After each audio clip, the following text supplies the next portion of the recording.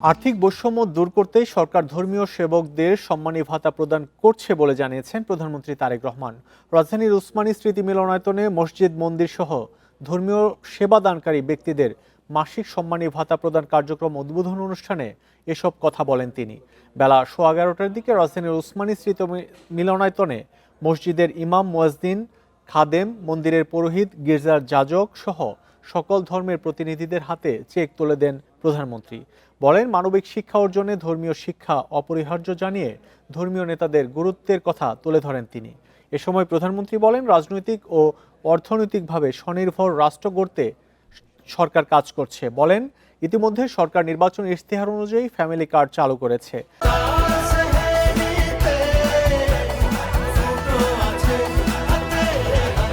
আগামী 14 এপ্রিল পয়লা বৈশাখ থেকে কৃষক কার্ড চালুর উদ্যোগ নেওয়া হবে বলে জানান তারেক রহমান। পাশাপাশি পরিবেশ সংরক্ষণে আগামী 16 মার্চ থেকে খাল খনন কর্মসূচি নেওয়া হবে বলে জানান প্রধানমন্ত্রী। বিভিন্ন শ্রেণী পেশার মানুষের জন্য সরকারের এইসব অর্থনৈতিক কর্মসূচি উদ্যোগের মূল উদ্দেশ্য হচ্ছে, যা আমি আগেই উল্লেখ করেছি, নাগরিকদেরকে অর্থনৈতিকভাবে স্বাবলম্বী করে গড়ে তোলা।